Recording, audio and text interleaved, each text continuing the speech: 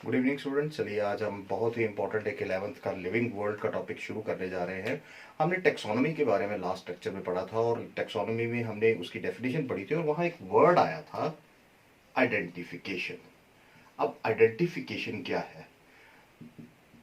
Dictionary में अगर हम देखें तो आइडेंटिफिकेशन का मतलब होता है किसी चीज के बारे में पता लगाना।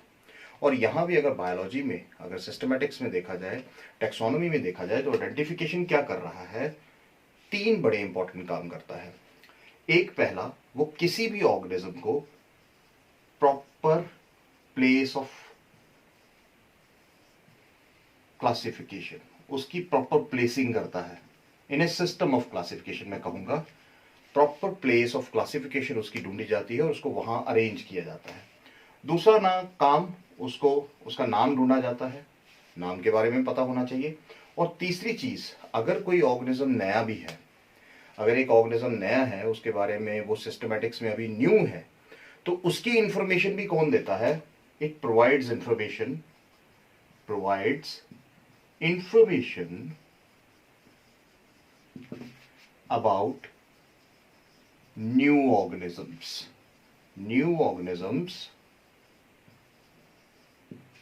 and also if requires a name, the name is given. तो आइडेंटिफिकेशन देखिए ये तीन काम कर रहा है इंपॉर्टेंट। फिर से एक बार, एक, उसको proper place of classification, system of classification में डाला जाता है, उसके नाम का पता किया जाता है, और अगर ऑर्गेनिज्म नया है उसके बारे में इंफॉर्मेशन हमें चाहिए तो हम वो इंफॉर्मेशन भी आइडेंटिफिकेशन के द्वारा ही लेते हैं।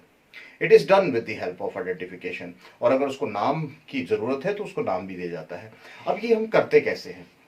देखिए, हम चौथा पॉइंट यहां बड़ा इंपॉर्टेंट आता है, आइडेंटिफिकेशन की कैसे जाती है। हम बेसिकली इनके करेक्टर्स की स्टडी करते हैं। देखिए, सिंपल, करेक्टर्स आर स्टडीड और फिर उसको क्या किया जाता है? सिंपल सी बात है, उसको कंपेयर कर दिया जाता है, compared with other known organisms.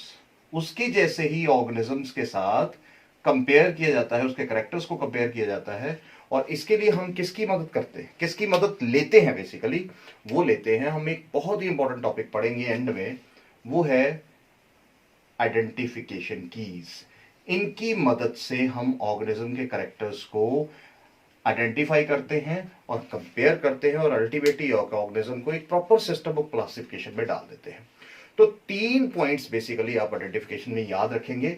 एक, सिस्टम ऑफ क्लासिफिकेशन में प्रॉपर प्लेसिंग होती है, नाम उसका पता किया जाता है, उसके बारे में इंफॉर्मेशन, अगर कोई नया ऑर्गेनिज्म है उसके बारे में पूरी information with the help of these identification keys is done and it is basically identification. और ये आपको कंप्लीटली 1 मार्क दे देगा। आराम से 1 मार्क का क्वेश्चन जो एकेडमिक्स में आता है ना, तो वो आपका कंप्लीट हो जाएगा। और इसके साथ साथ ये याद रखिए कि नीट का भी बहुत ये एक इंपॉर्टेंट पार्ट है। बहुत बार ये क्वेश्चन जो है रिपीट हो चुका है, तो इसके बारे में ध्यान रखिएगा। आइडेंटिफिकेशन क्या है? अब हम आगे चलते, इंपॉर्टेंट एक और टेक्सोनॉमी की टर्म थी जो हमने पढ़ी थी, वो थी क्लासिफिकेशन।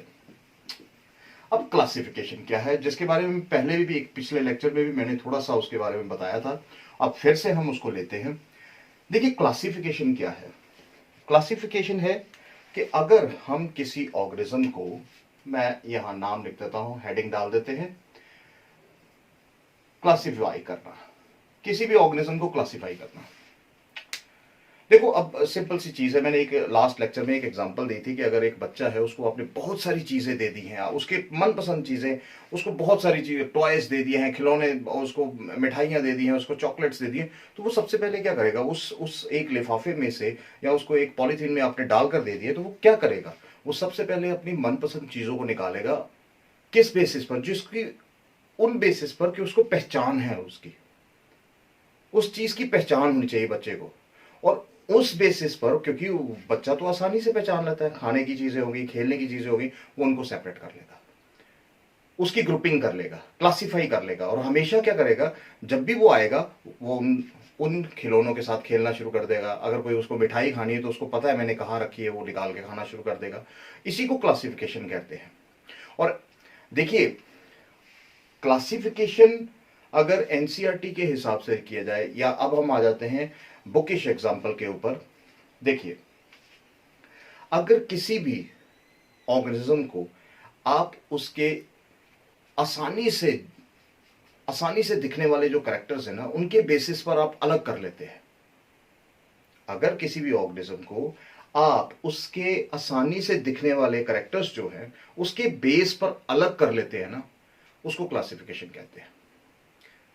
जैसे मैं आपको एक एग्जांपल देता हूं, let me give you an example. आप प्लांट्स और एनिमल्स, एनसीईआरटी में बड़ी अच्छी एग्जांपल दी गई है कि आपके पास प्लांट्स है एंड एनिमल्स है। क्या आप इनको इजीली डिफरेंशिएट कर सकते हैं, इजीली क्लासिफाई कर सकते हैं? कर सकते हैं भाई। अगर हम किसी भी क्रॉप प्लांट को देखते हैं, सपोज एनसीईआरटी में एक बड़ी अच्छी एग्जांपल दी है वीट की, तो आपके दिमाग में वो वीट की पिक्चर आएगी। अगर आप किसी डॉग को देखते हैं तो डॉग की पिक्चर आएगी। अगर आप किसी और ऑर्गेनिज्म को देखते हैं, मंकी को देखते हैं, कैट को देखते हैं, तो आपको उसकी पिक्चर आपके दिमाग में आएगी। ऐसा तो हो नहीं सकता कि अगर आप डॉग को माइंड में लेकर चल रहे हैं तो आपके दिमाग में कोई कैट की पिक्चर आएगी, ऐसा नहीं होता, क्योंकि उसके इजीली ऑब्जर्वेबल कैरेक्टर्स जो है एकदम से आपके माइंड के सामने आ जाते हैं।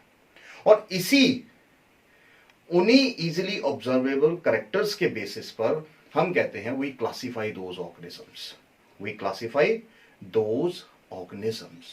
So let us write down a definition of classification, that is anything which is grouped into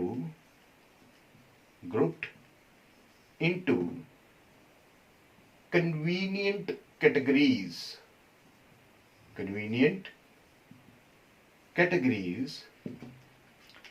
on the basis of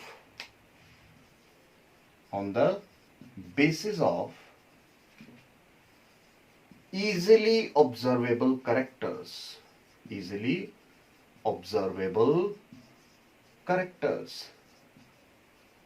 is known as classification. हम इसे क्लासिफिकेशन कहते हैं। अब इसको हम थोड़ा सा डिटेल में समझते हैं। ये तो बात आ गई कि डेफिनेशन है, पढ़नी है, हमने याद करनी है, मुझे भी याद है, आपको भी याद हो जाएगी। अगर 2-3 बार आप इसको देखेंगे, आप इसको पढ़ेंगे, तो चलिए क्लासिफिकेशन की डेफिनेशन याद होगी। अब इसको समझना बड़ा जरूरी है। हम इसको समझे कैसे? देखिए, ये जो कन्वीनियंट कैटेगरीज हमने यहां लिखी है, एक वर्ड लिखा है कन्वीनियंट कैटेगरीज। कन्वीनियंट कैटेगरीज क्या होती हैं कि हम किसी भी ऑर्गेनिज्म के कैरेक्टर्स को पहचानने की कोशिश करते हैं कि वो ऑर्गेनिज्म कौन सा है, वो प्लांट है, एनिमल है, या कुछ और है। उन्हीं को कन्वीनियंट कैटेगरीज कहते हैं।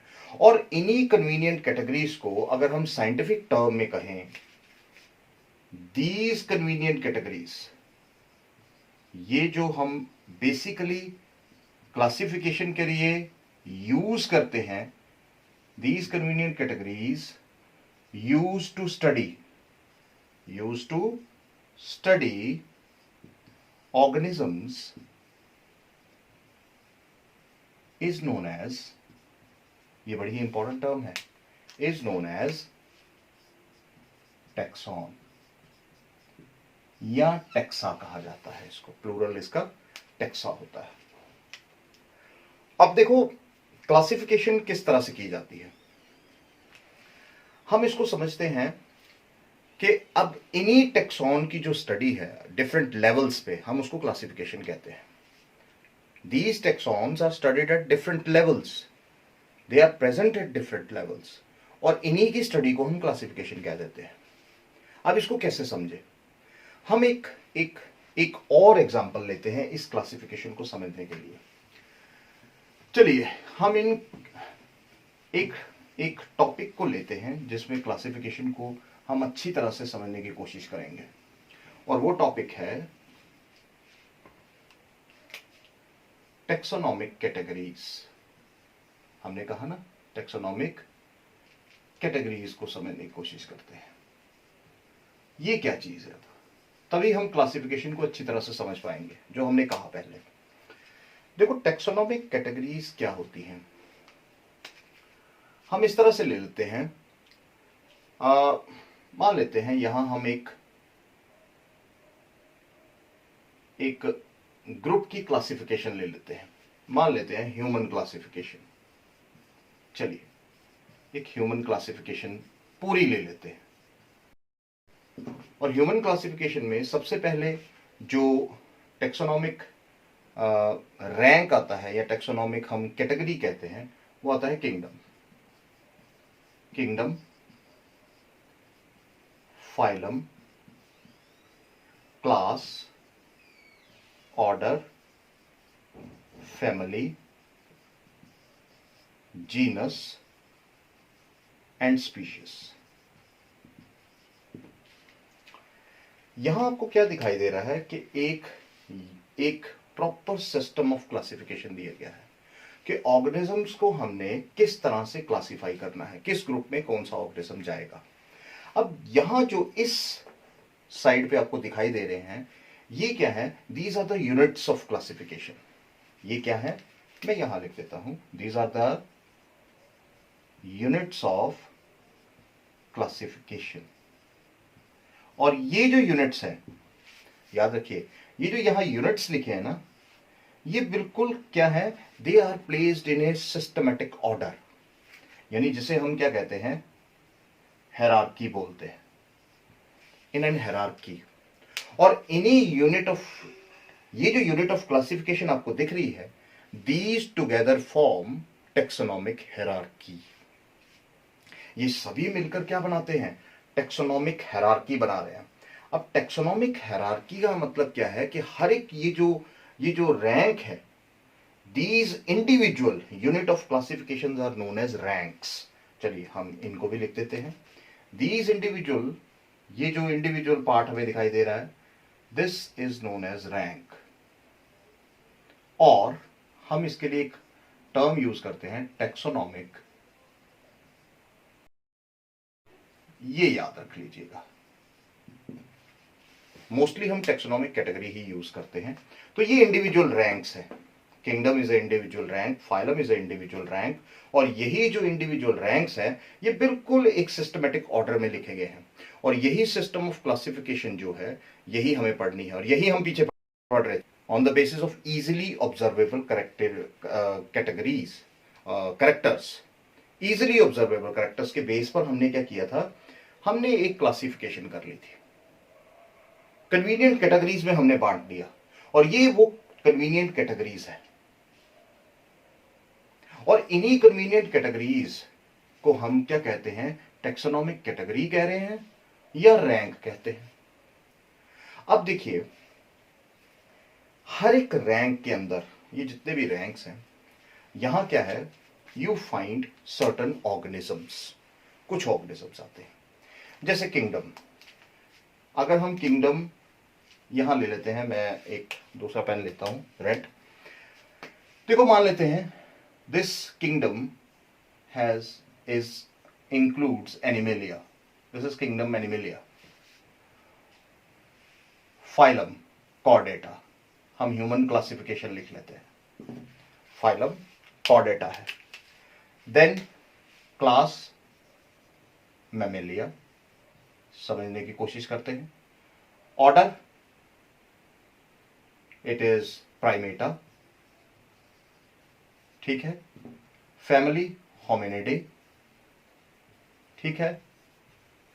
Genus homo, and species sapiens. अब ये क्या चीज हमने लिखी, ये जो रेड कलर में हमने यहां लिखे हैं ये क्या है।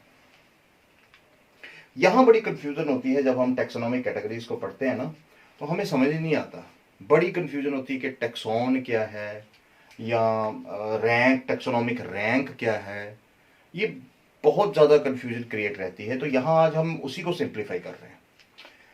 देखो ये जो ब्लैक कलर में हमने यहां लिखा, these units of classification, these are taxonomic categories और रैंक्स, क्लियर।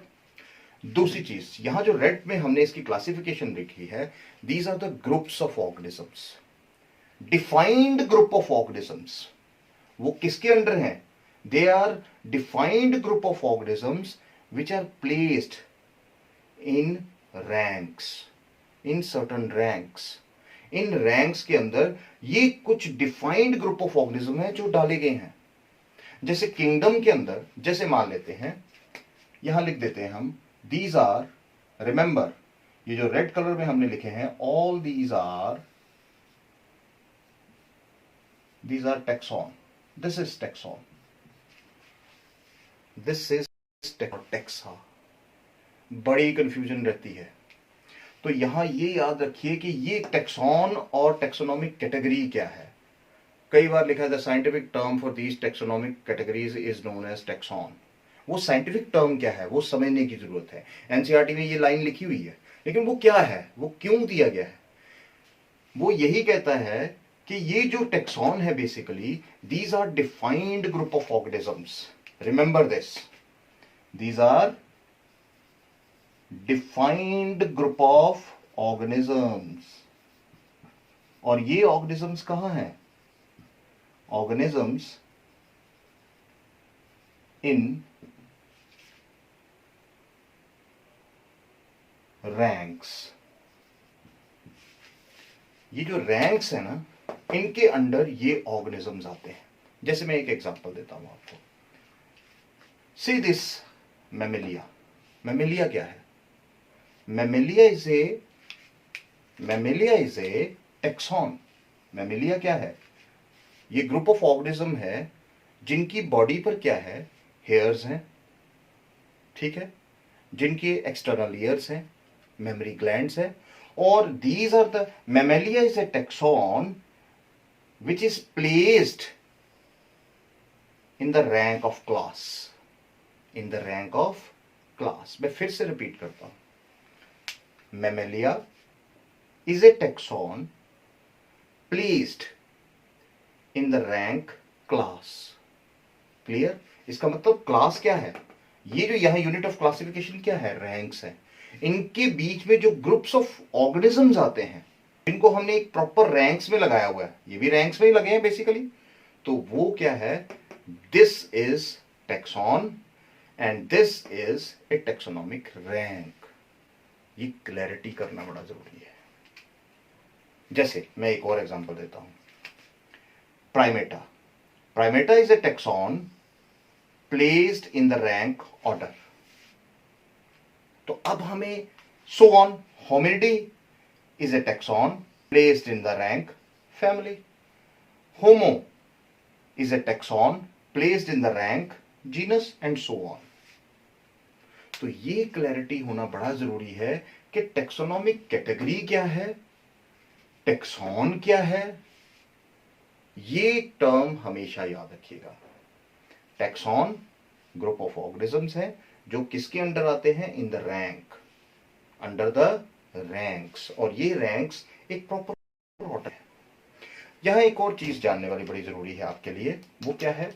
जो बड़ी बार एक क्वेश्चन नीट में भी आता है, यहां हम इसको भी क्लियर कर लेते हैं। ये किंगडम सबको पता है, it is the largest category. सबसे बड़ी कैटेगरी है किंगडम। और सबसे छोटी कैटेगरी कौन सी है? स्मॉलेस्ट कौन सी है भाई? It is the species. Simple. एक फाइनल बात जो मैं कहना चाहूंगा, जैसे जैसे आप डाउन द हायरार्की आते हो, जैसे जैसे आप डाउन द हायरार्की आ रहे हो, नीचे नीचे आ रहे हो, किंगडम से फाइलम, क्लास, इस तरह से आ रहे हो, the number of organisms they decrease. Remember, मैं यहां लिख देता हूं, थोड़ा सा मिटा ही देते हैं। चलिए यहीं पे कर देते हैं क्योंकि थोड़ी सी जगह कम है। चलिए याद रखिए, number of organisms decreases, but होगा क्या? होगा क्या? The number of characters, number of similarities, ऐसा कह सकते हैं, similarities increases as we go down, as we go down. Remember, ये पॉइंट, ये क्वेश्चन बहुत बार रिपीट होता है, जो हम कई स्टूडेंट्स गलत कर जाते हैं। तो याद रखिए फिर से, जैसे जैसे हम नीचे जाएंगे नंबर ऑफ ऑर्गेनिजम्स कम होते जाएंगे, but the similarity in the characters वो इंक्रीज होती जाएगी। तो ये याद रखिए। ये क्या था? ये टेक्सोनॉमिक कैटेगरी थी, और इसीलिए हम टेक्सोनॉमिक कैटेगरी को क्या कहते हैं? ये कोई एक सिंगल स्टेप नहीं है, ये कोई एक नहीं है कि ये एक सिंगल स्टेप में टेक्सोनॉमी खत्म हो गई है, नहीं, it is a series of steps. देखिए सीरीज ऑफ स्टेप्स है। Kingdom, phylum, kingdom is a step, phylum is another step, class is another step, order एक और स्टेप आ गया। तो ये सीरीज ऑफ स्टेप्स है। तो ये क्या कर रहे हैं, और हर एक स्टेप, हर एक जो स्टेप है वो बता क्या रहा है हमें? हर एक स्टेप बेसिकली वो क्या बता रहा है? It is telling us each step represents a taxonomic category. Each step is a taxonomic category. It helps in the study of organisms. ये हर एक स्टेप हमें ऑर्गेनिज्म की स्टडी करने में हेल्प कर रहा है कि नहीं कर रहा है? कर रहा है भाई, बिल्कुल सिंपली कर रहा है। तो ये टैक्सोनॉमिक कैटेगरीज जो हैं, ये एक ऐसा टॉपिक है, आता ये 2 मार्क्स में ही है, ये 1 मार्क में आता है, लेकिन इसको समझना बेसिकली टैक्सोनॉमी को ना थोड़ा सा मैं कहूँगा कि थोड़ा सा टीडियस हो जाता है बच्चों के लिए, क्योंकि जब 10th से 11th में जंप होता है ना, तो एकदम से बायोलॉजी जो है वो उनके, वो कहते हैं पैरों से एकदम से जमीन और आसमान, ये दोनों का डिफरेंस हो जाता है। तो ये आपको ध्यान रखना है। और इसी बेस पर क्या है? क्लासिफिकेशन है। क्लासिफिकेशन भी यही कहती है कि होता क्या है, जब हम इन डिफरेंट टेक्सा की स्टडी करते हैं, इन डिफरेंट टेक्सॉन्स को स्टडी करते हैं, दिस इज क्लासिफिकेशन, है ना? इन डिफरेंट टेक्सॉन्स की स्टडी को क्या कहेंगे? इट इज क्लासिफिकेशन भी। और इसीलिए हम डेफिनेशन में, अगर आप मैंने जो पहले डेफिनेशन लिखी थी, anything which is grouped into convenient categories on the basis of easily observable characters is classification. तो ये याद रखिए कि ये क्लासिफिकेशन है। Understood my point? तो आप क्लासिफिकेशन को ऐसे भी कह सकते हैं, बहुत सारी डेफिनेशन है जो मेरे इस वक्त दिमाग में चल रही हैं।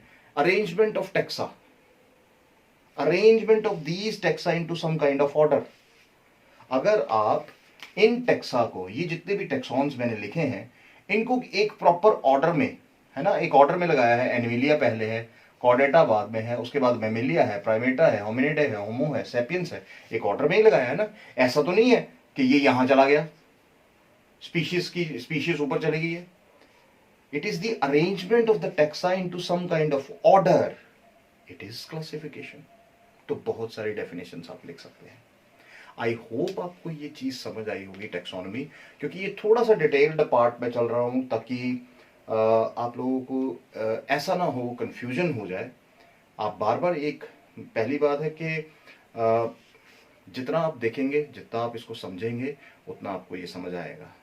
अंडरस्टूड? तो ओपन माइंड के साथ होकर पढ़िए, अपना समय दीजिए, और एक क्वालिटी टाइम स्पेंड कीजिए स्टडीज के साथ, ताकि आपको क्वालिटी एजुकेशन ही मिल पाए। तो आई होप उस दिशा में हम काम करना शुरू कर दिया है मैंने भी, कि जितना हो सकता है, जो मेरे पास है, वो मैं आपको डिलीवर करूं।